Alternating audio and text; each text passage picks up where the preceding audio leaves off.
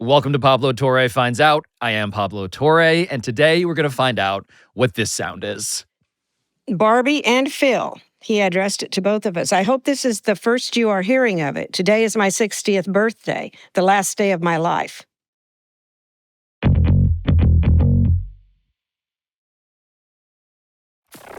Look, we have two Pepsi. When's the last time you had Pepsi out of a 2-liter bottle? God. 6th grade? Yeah, I was going to say. A birthday party at Pizza Hut or something? Prepubescent. I might even venture. We kept Mountain Dew in the fridge at home in high school.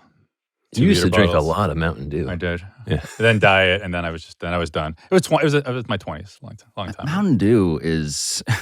So Diet Mountain Dew, total side note, is the juice that so much of the sports nerd world runs on. I was addicted.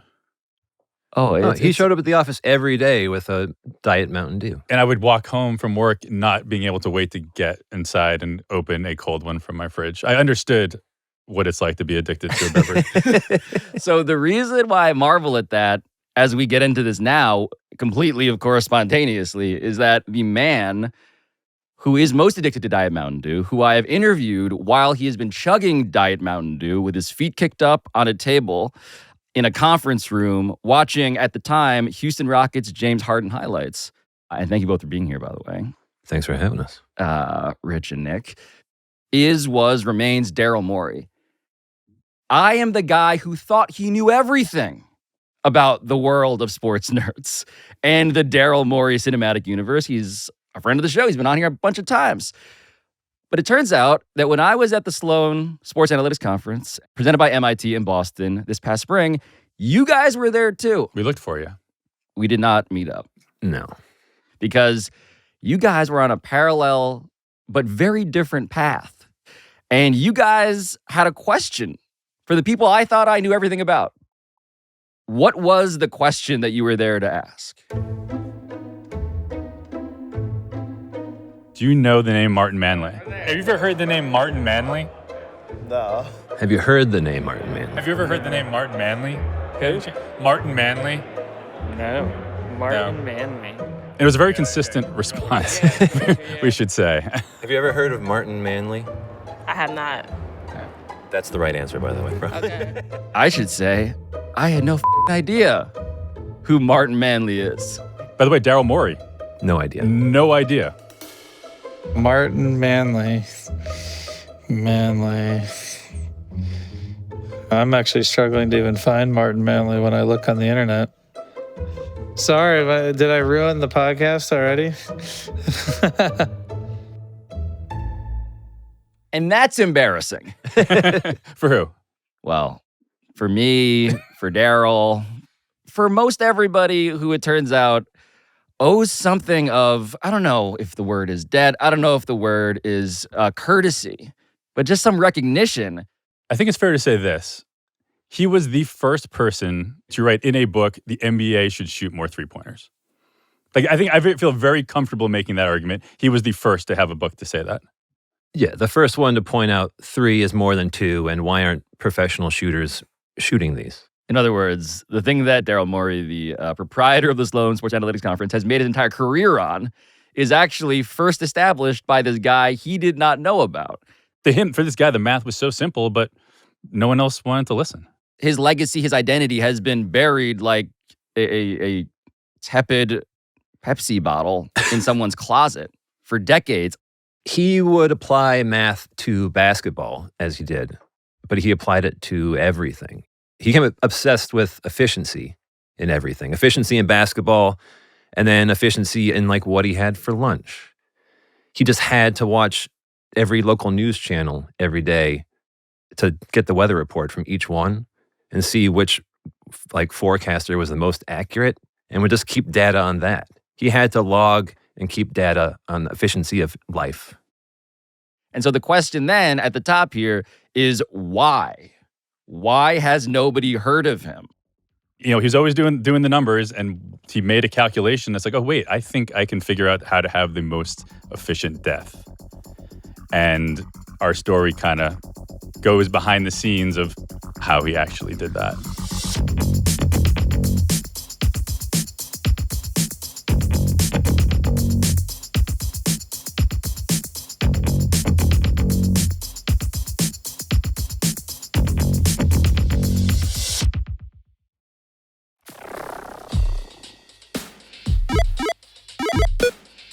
So you should know that I'm numb to pretty much every story about statistics in sports.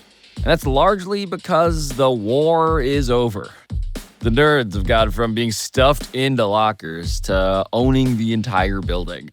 Famous jocks are now a constant presence at CES, for instance, the Consumer Electronics Show, every summer, because their side gig now is investing in tech startups. The star of Moneyball, which got 6 Oscar nominations in 2011, was Brad Pitt. But today's episode is an exception, because this story, brought to us by these two guys, really got me. Nick Altschuller. Thank you. Rich Levine. No. Those are the two voices that in audio, if you're not watching on YouTube, you'll be tracking. So Nick, say hello again. Hello. And Rich, say hello again. Hey there. Rich and Nick are two journalists, two friends, and lifelong NBA obsessives who spent months reporting the strange, lost story of Martin Manley. And they titled the results of their full investigation, Chasing Basketball Heaven, which now lives as a multi-part audio series brought to you by 30 for 30 podcasts and Meadowlark Media, which I highly encourage you to check out, by the way. There's a link in the show notes. Because the thing about history, in all of its fogginess, is that it does tend to be written by the victors. And Martin Manley wasn't a victor. And also, both writing and history these days are hard sells. We're at the point where I just don't know if the kids out there even know like when the three-point line showed up in the NBA. I think a lot of adults probably don't even know that. Because it wasn't, I mean, for us, I guess, it wasn't that long ago.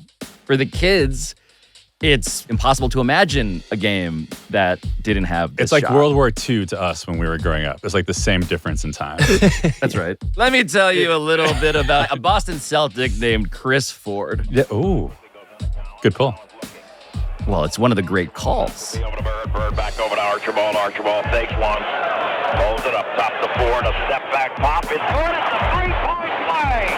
Chris Ford, a three-point play. That moon landing ass call was Chris Ford hitting the first three in the history of the NBA after the three-point line got inserted in 1979.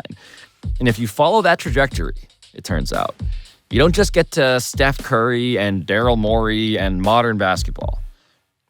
You also get to Kansas and the uniquely efficient trajectory of Martin Manley.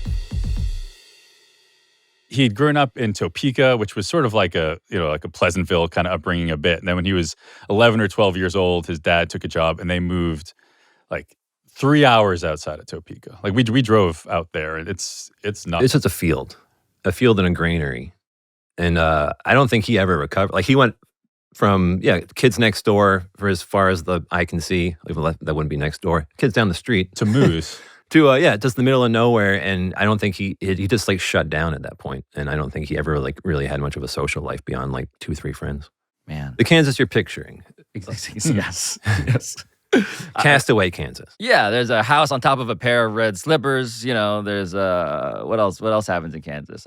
Bill James Yes. happened in Kansas. I mean, talk about luck. I mean, like it was the middle of nowhere, but it was like a couple hours away from the guy that you want to live near if you want to have a future in analytics. A couple of fun facts about Bill James. Number one, Bill James blocked me on Twitter.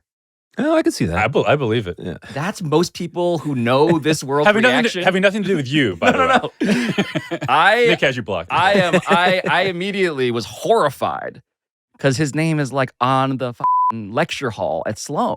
Oh, yeah. Like the Bill James lecture room is what they rename it at the Boston Convention Center. And then I'm asking around, I'm like, why did Bill James block me? And they're like, that makes total sense. I'm like, okay. That's a podcast, by the way. Yeah, but my investigation on that front continues. But for those not initiated into the cult of Bill James, please explain. Bill James was a night watchman at a baked beans factory. Great lead-in. We're going to do a Sklar Brothers thing. I'm going to finish your sentences.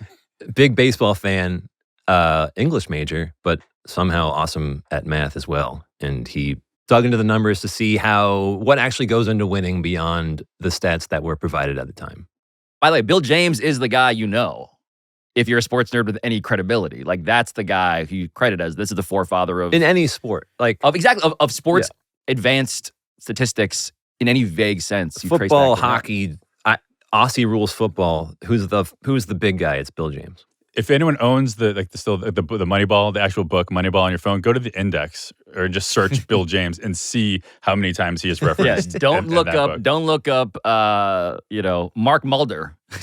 Not a lot in the index. No, but Bill James chapters. So Martin Manley, though, as he's growing up in Kansas, and Bill James somehow lives geographically as close as he could have dreamed, realistically. What was Martin Manley like in high school growing up? His friend Charlie told us, well, they were in church one Sunday, and they both had girlfriends. And Martin's trying to come up with a way, because they're good boys and they're in church, they don't want to have premarital sex. And he's trying to figure out like how far he can go without having sex and still be like a good Christian. So he was like, I think if we neck this way and like she does like one button on her blouse, like he tried to figure out like an efficiency model for a teenage like making out. And Charlie's telling us and then the next Sunday he says Martin sits down and he goes, well, that's not going to work.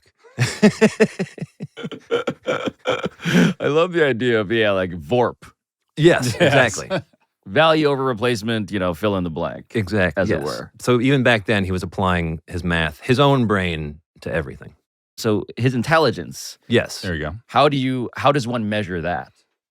Well, Martin measured it by taking an IQ test in the back of a science fiction magazine. Yes. And this was like, he was kind of lost. He dropped out of college. I think he was mid-20s. He dropped out. He was just driving around the country. He was reading his book. On the back, he sees the IQ test, like the world's hardest IQ test is how he remembered it.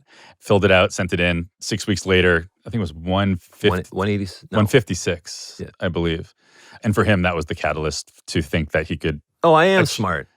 So from that point on, or before then, he just like, I'm the smartest. Like how he saw colors. Oh, yes. His synesthesia. Is that how we said? We had to work really hard on pronouncing that word. I've been obsessed with synesthesia. Yes. I kind of want it. But I think I want it too, just because I can't wrap my mind around how one who has synesthesia actually like does perceive everything around him. Well, for Martin, what threes were yellow. I'm saying like this is like a.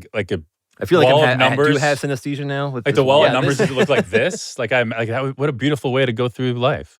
You should taste the song I'm listening to. Right. Yeah. It does. It's a condition, affliction, I guess, is a term that he has sort of like turned over. But to speak to how closed off he was from other people, because I think he was just wired that way, he didn't really realize other people didn't have that for like decades. Decades. He had that classic, we've all had it. I don't even have to ask you if you had it, that dream where like you're back in college and, you forgot you had signed up for like this economics class the first day, but you never showed up and you have the exam. Made a terrible. I have it once a month. He had that. Oh, easily. Have you talked to your therapist about that? I feel like at this point that it's a cliche and I want to bring it up. I got to be interesting for my therapist. Yeah. But he had that dream once and like and Googled it and was like, oh, I guess everyone else like he had no idea other people had that. Not everybody sees the number 3 as yellow. Yes. What did he do for work then? This guy, what was his day job? He was like a couple credits away from his business degree after he had gone back to college. And then his friend, millionaire Joe, founded a satellite TV business. And he went to work for Joe. So this was early 80s. So satellite TV was like a booming business. And it did boom for a while. And by the way, one of the benefits of working for a satellite TV business was that Martin got his own dish. And when he was up late at night, not spending time with his wife, he watched NBA games from across the country. So this is where he'd always been a college hoops fan. Like he was a KU guy, like most people in Kansas. But with this dish, up late, he's getting games from all over the country. He was like the first League Pass owner, yes. or among the first. Yes. And he's like, oh, wait, I kind of love this game. And but again, starts noticing these inefficiencies. And he's also reading Bill James, seeing what's happening to Bill James. He's like, this is a market that needs to be fed. And he sees Bill James finally break through in 85, get famous, start making some money. Finally, he says, the satellite business, I think HBO started scrambling in like January of 86 or something. tanked the business. He's got this new passion for basketball. So he goes to his friend Joe and says, here we go. Bill James is doing this. Yeah, there's a making market a killing. inefficiency in this. No one's doing this for basketball. I can do it. Which is to say that when Martin Manley is writing this book in the 80s, this would-be seminal text to shape the future of sports analytics and sports itself as a result, he calls it basketball heaven. Martin hand wrote the entire Basketball Heaven. Of course he did. This book, the first book that says shoot more threes. And he puts out an ad for a software developer who can help him crunch some of these numbers. And this guy, Todd, who would go on to become one of his best friends and poker buddy for years and years, walks in to meet Martin for the first time to interview for this situation. We're sitting there discussing probably details of what he wanted. And he's sitting there eating with a letter opener, like a silver letter opener, these brownies, and cutting them off and eating it. And then all of a sudden he does this where Which is what? he scratches the back of his butt, butt crack or whatever, and then continues to eat with it. And I look at him kind of funny, and he just kind of looks at me like, what? But that was Martin. He's the friend that you have that you always kind of apologize for. Or like you bring your friend to a party and you're like, just give him an hour. Like you're not going to like him at first. Look, Yeah, 3 or 4 times. He means well. Yes, exactly. The insights in the book, right, which he decides to write at age 34, 1987, inspired by Bill James, fellow Kansan, the statistic that he comes up with is called what?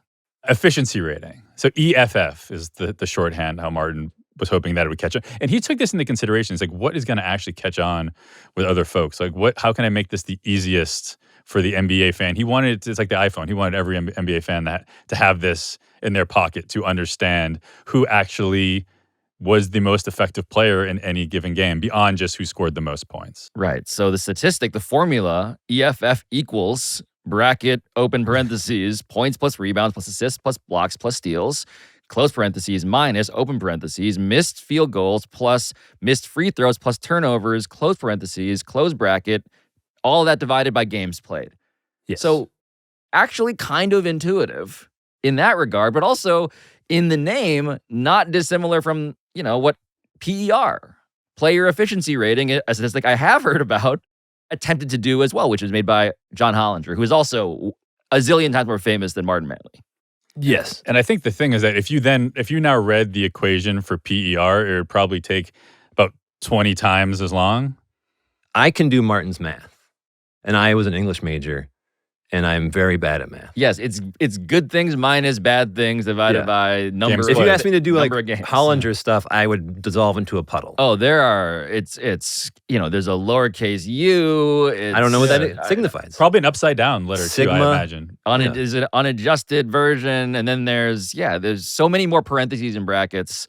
And LGFT and LGPF, and nobody actually understands how to calculate. And there's like decimals difference between like someone's EFF. So he would show his top 10 lists, like, according to my ranking, Barkley is 7th most efficient. According to this one, Barkley's 8th most efficient. Like, what's the big difference?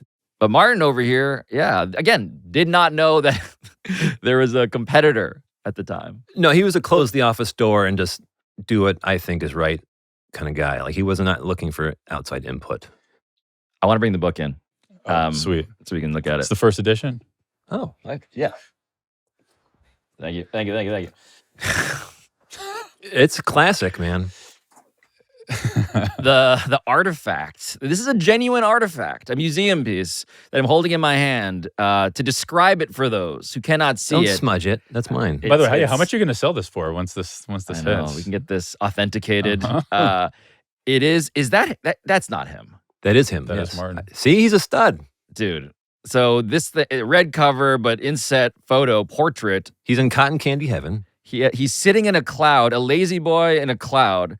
There is a Pepsi bottle. Dude is wearing a small side table. He's wearing a Magic Johnson, a pretty snugly fitting Magic Johnson Lakers jersey, holding USA Today's sports section on his lap. Can we talk about the t-shirt tan that he's got like underneath that? Incredible. That tank top? Incredible. The thing underneath his t-shirt has not seen the sun ever. It's been cloudy as well in that regard.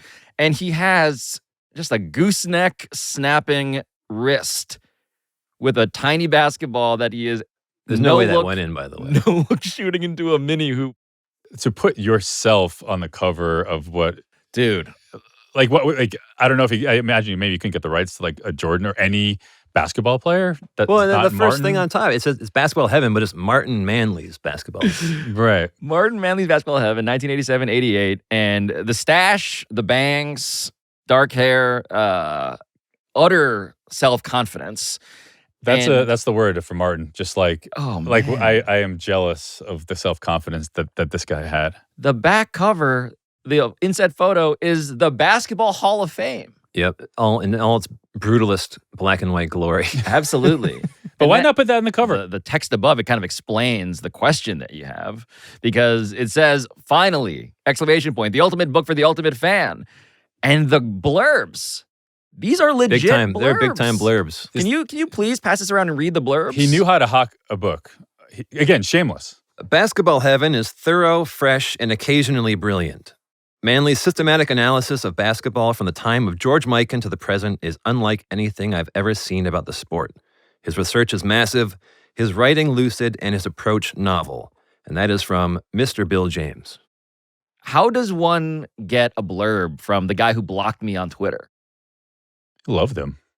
When he started doing Basketball Heaven, he wrote to me and I said, sure, come on out and see me. And, we went to a couple baseball games together. Oh, wow. So do you remember those games? What do you remember about Martin? Very bright young man. I thought his book would succeed to an extent that it did not. I thought his book would catch on. That's getting ignited right there. I mean, you can say whatever you want about Martin. We've kind of been making some jokes about him. Bill James never said either of us is a smart young man. If Bill James says you're good at sports analytics, you're probably pretty good at it. Yes. One thing, though, I will say is that, so second edition, we got a blurb from David Stern. The commissioner of the NBA himself. The third edition, it is no longer there. But the NBA did adopt his stat as an official stat. Well, I was going to say, so these endorsements, these blurbs happen. This book is a thing. As much as we didn't remember it, it was a thing. What did they do for Martin Manley? The sales figures were not what he wanted, but they did give him opportunity that perhaps he didn't capitalize on fully. Like, he was invited to the NBA All-Star Game in '89 in Houston. The Astrodome in Houston, Texas, the site of the 39th annual All-Star Game. And there you see the immense crowd here. The record attendance was in Indianapolis 4 years ago, 43,146. And we could approach that or surpass it this afternoon. The officials working. I mean, this is the Bad Boy Pistons, 88-89. It's Magic Johnson of the jersey and the tan. Kareem Abdul-Jabbar on his farewell tour. Michael Jordan is the scoring leader. And what does Martin Manley get to do? He's on national TV at the NBA All-Star Game, being introduced by Fred Hickman to a national TV audience as the Bill James of basketball. Joining me now is a legend in his own time, and he's got a book to prove it. This is the book, Basketball Heaven. It is penned by Martin Manley. Martin Manley is a statistician extraordinaire. He has done for basketball what Bill James has done for baseball. And Martin, let's talk about it right So he sits down for a 10-minute segment, just like breaking down the league. That's a big invite. Oh, I didn't know they invited a stats nerd on Inside the NBA at any point. It was the crack. It was the moment that analytics, I think that was the first crack. Oh, 88-89. Yeah. Look, this is before I thought any of this happened. And in terms of how that appearance goes as a television concern, what was the scouting report like on how Martin did on TV? Martin Manley was a singular human being who, unlike many other people, he had his own distinct personality. And after he was set up by Fred, he kind of just became this like boring shell of a man instead of the man he is in his books. Where he is on this cover. Yeah. He didn't say the word efficiency once in the entire appearance. Surprises in the Eastern Conference. Cleveland because they're so good, Indiana because they're so bad? Well, definitely those two are true. Along with those, naturally, Milwaukee and Philadelphia both overachieved this year somewhat. There aren't too many other teams other than Indiana that have done that much worse than anybody thought. But then there aren't that many more losses yet to be given out besides what Indiana's accomplished. So It's jarring to see this cover, the personality, the utter self-confidence, and then hear something quite different. What about the Chicago Bulls, Michael and the rest of the guys? What are they ever going to be able to do to give this a good, cohesive team type of look? It's difficult to say. Obviously, when you've got a player like a Michael Jordan, it's extremely difficult to think what kind of pieces do you put with him to make it work out perfectly. With Magic or with Bird, for some reason or another, they had that ability to make all those other players fit into a cohesive unit. But Jordan, they're trying to fit the pieces in rather than them fitting in naturally. Okay, Martin, that takes care of the Eastern Conference, but we've got the Western Conference to talk about here as well. And, Didn't mention the name of his book. Which is like, by the way, that's where it's like, Martin, come on, man. Like, he had one job. A point of pride for him was, I not only want to be unlike everyone else, I don't want to be like anyone else. I am Martin Manley alone. Watch me. And then on TV, he fades away. What is the result? Well, he never appeared on TV again. That's for sure. And I think he finished up. He was already writing his next book. And that was it. Like, the basketball world never heard from him again. The third edition didn't sell very well. Doubleday, I think, bought out the rest of the contract. And as a businessman, as a person looking to make profit, he was like, well, this is just not worth my time. This is an inefficient use of my time. So he stopped cold. And the stopping cold, one must imagine that this is felt. That temperature change is felt in other parts of this guy's life. So twice divorced. He wasn't happy with the second divorce. I think that that was a woman that he really would have been happy to spend the rest of his life with. I don't think he acted in a way that was deserving of that.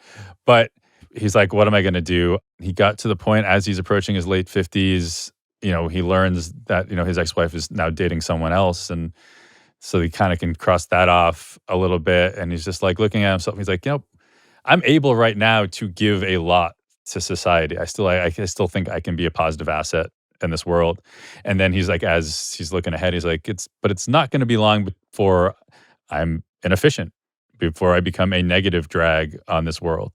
And that's where the math just kind of, again, took over a little bit. And really, he took all that efficiency that he was pushing outwards to all different things in his life and really turned it on himself and started figuring out how to have the most efficient goodbye.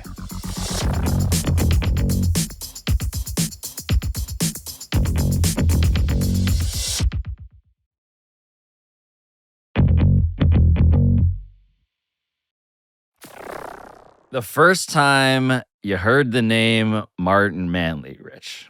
Do you remember it? Oh, I do. Yeah. It was August 2013. So I was covering the Celtics at the time. But a few months before that, they blew up the entire team. This is when they traded Pierce and Garnett on draft night. Doc Rivers leaves. They hire Brad Stevens. So I'm like, I'm irrelevant in my field of work for the next couple of years. Was not feeling great. Like the Boston Marathon bombing was a couple months before that, and I see like a headline on Twitter. I think it was like a Deadspin article about Martin Manley. What was the headline? The headline was "Sports Writer Commits Suicide," and here I am, a sports writer, feeling horrible about myself in general, and just again the world around me. And I see it comes across just doom scrolling, and I see it. Sports writer commits suicide, leaves website was the headline.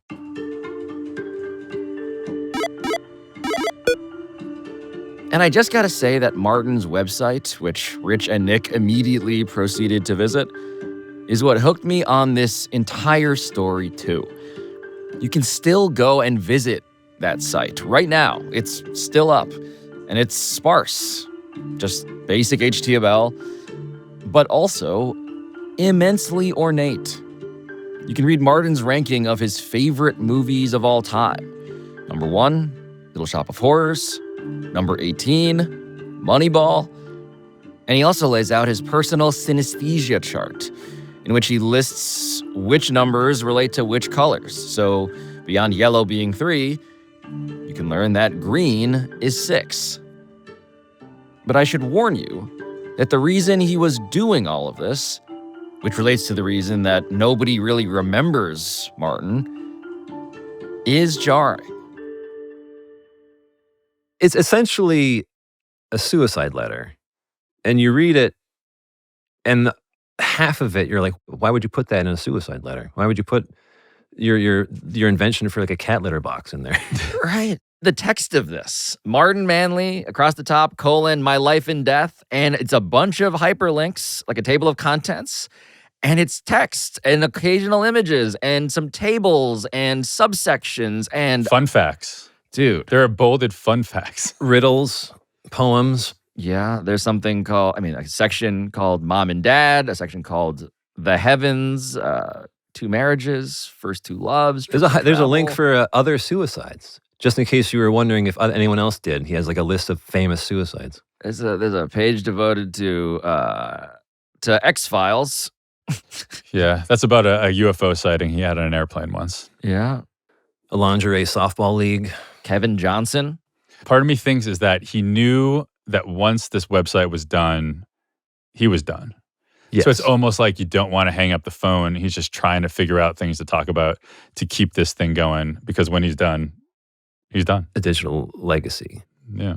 By the way, it's hard not to see this itself as a map, as a series of clues. Maybe it's because I'm indulging Martin's brain, which is essentially this thing uploaded onto a website, but, the anagrams section. The mother-in-law? Did you get mother-in-law equals, and this is again anagrams, so letters, on both sides are exactly the letters on the other. Mother-in-law equals woman Hitler. I don't stand by that, by the way. I don't stand by that. On the record, I absolutely do not stand by that. Yeah. Debit card? Isn't that? Debit card equals bad credit. That one's kind of... By the way, Christians, Muslims, and the Jews equals Jerusalem stands within schism. And that is followed by the way, maybe the key to all of this, a skeleton key to all of this, Martin Allen Manley. Mentally linear man.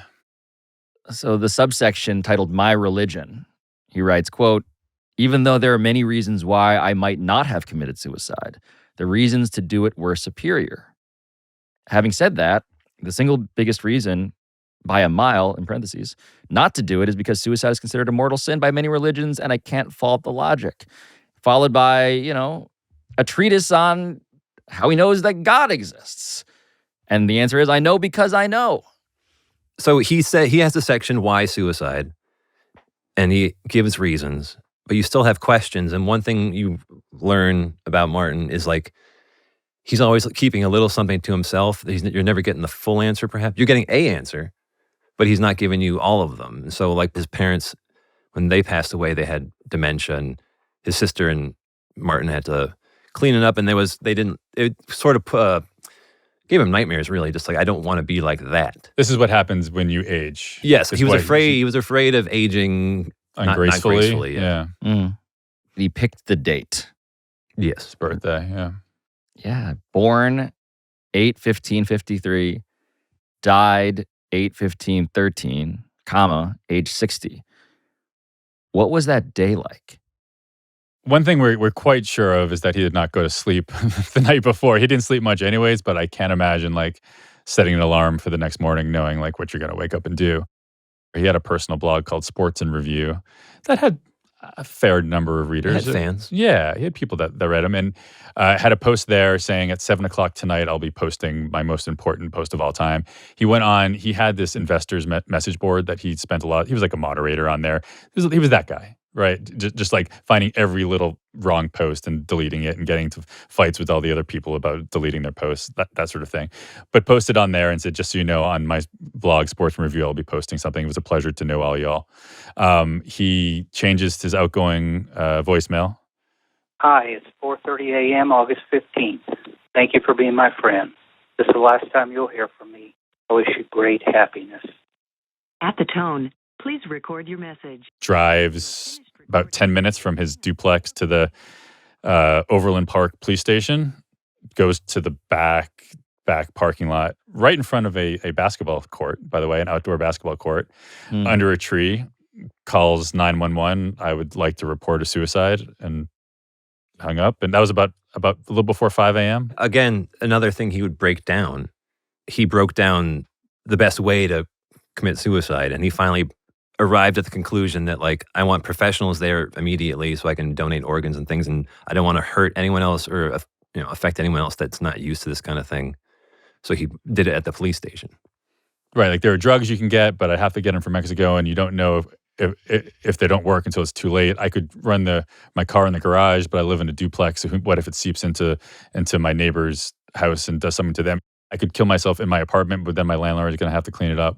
Someone's going to have to find me. Right. So he crossed off every box to figure out this is the neatest, most organized. And he had liquidated his life to. I think he'd been sleeping on the floor the last couple nights of his Everything life. was gone. Even like one room.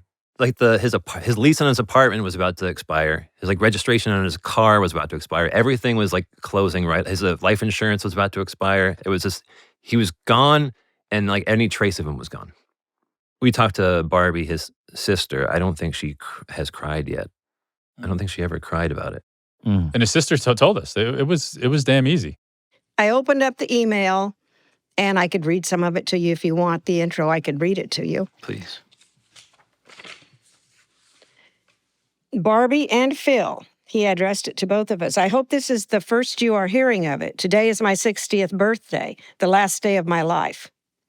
Assuming everything went according to plan, and I'm 100% sure it did, I have been dead for a few hours.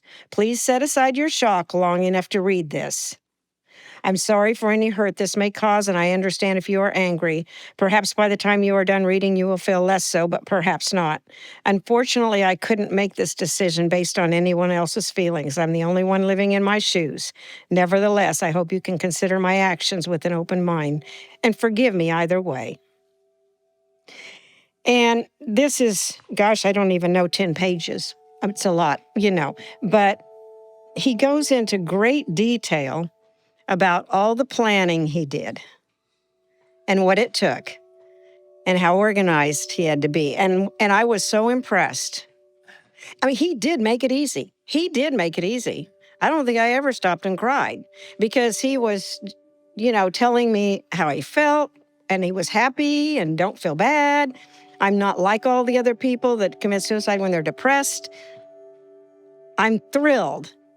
He said he's been thinking about it somewhere in there. He's been thinking about it most of his life. Yeah, I'm struggling to see the reasoning.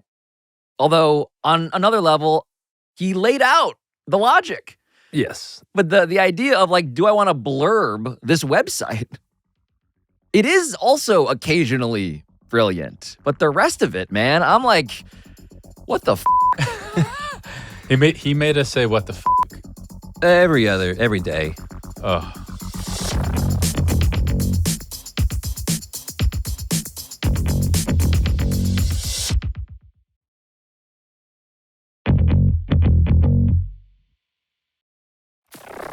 At the end of the podcast, the way you guys conclude your series, you return to Bill James. You do what I cannot. You access... You want me to call him? I mean... I can ask him. Bill, if you're listening. We're in a group chat. God. Of course you are. What did... Bill James just left. What did the godfather of sabermetrics and basketball analytics and everything else advanced in mathematical and sports tell you about the death of the man whose book he blurbed? Bill James was surpassed any expectations we had. Daryl Morey, when he visits, I guess, every year, he always refers to it as climbing the mountain to meet the guru. And it does feel that way when you're in his house, which is very nice. You should check it out. Okay. But he related a lot of good stories about Martin, but he also said, he had just gone whitewater rafting, or his wife did.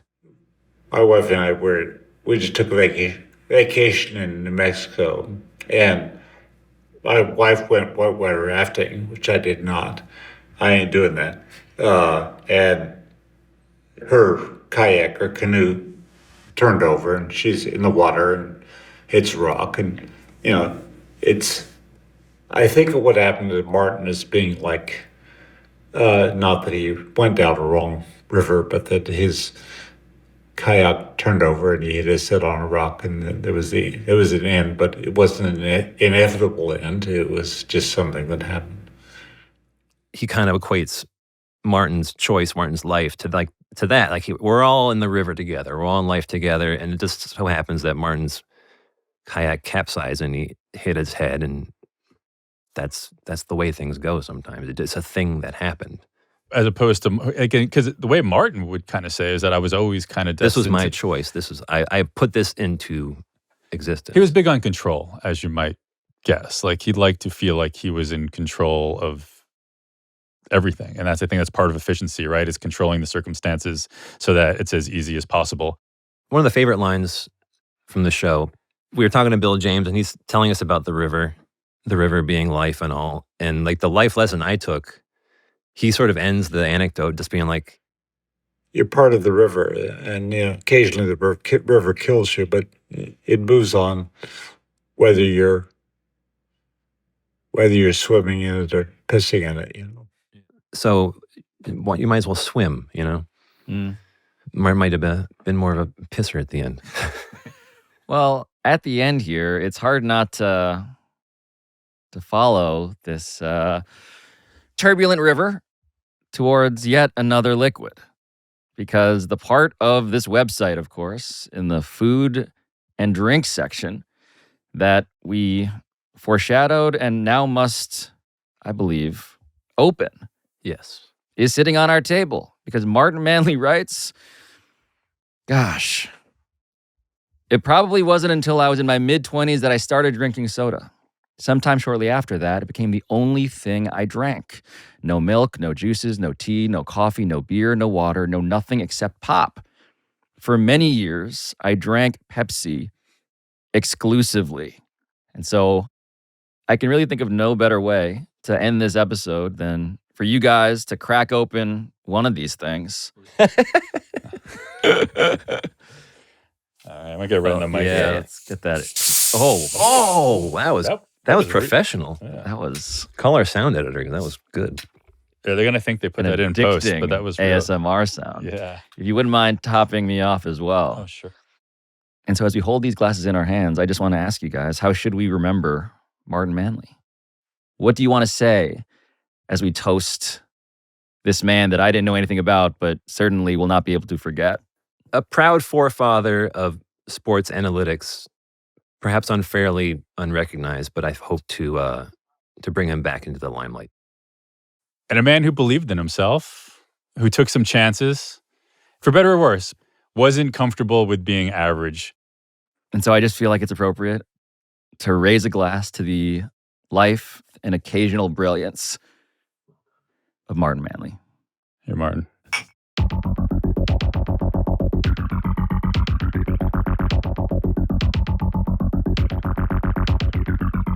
This has been Pablo Torre Finds Out, a Meadowlark Media production.